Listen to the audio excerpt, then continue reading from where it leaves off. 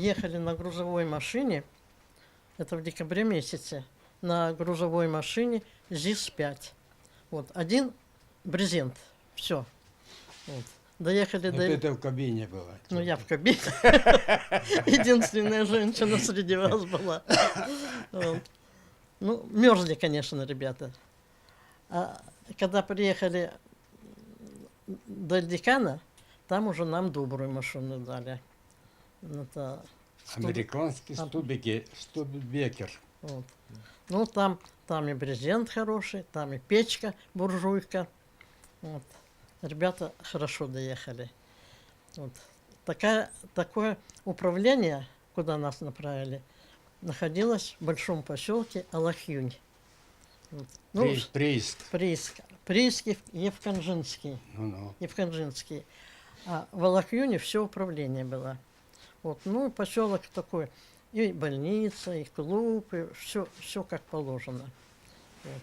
А нас направили на участок. Это 8-9 километров от Алахюня. Вот. Ну, когда поедем, нам скорее на место.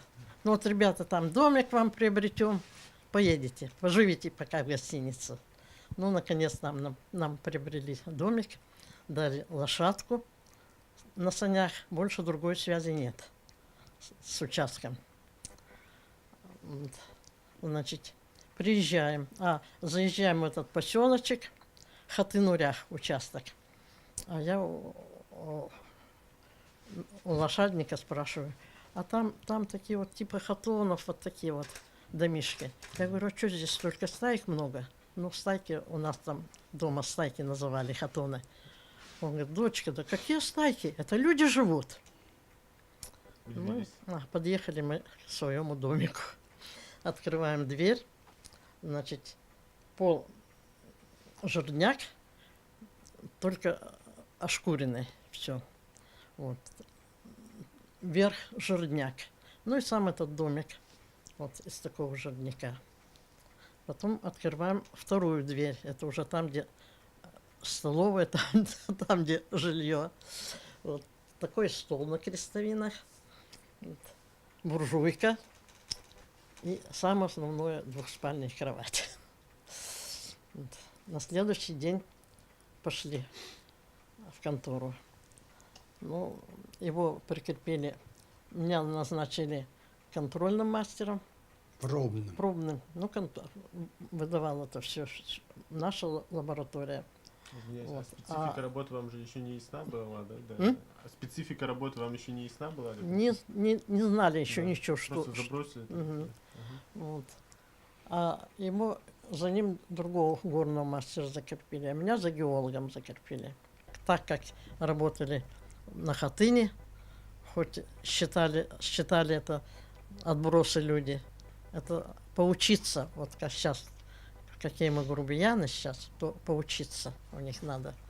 Еще, когда мы уже здесь работали, и на автовокзале встретили, ну, тоже из репрессированных. Заходила в шахту, а бурение там было перфораторное, пыли много. Мы, говорит, даже бурить переставали. Угу. Вот. Видите, какое отношение? Вот. Такой случай был. Один на погрузчике ехал с ковшом, но он не видел, кто там.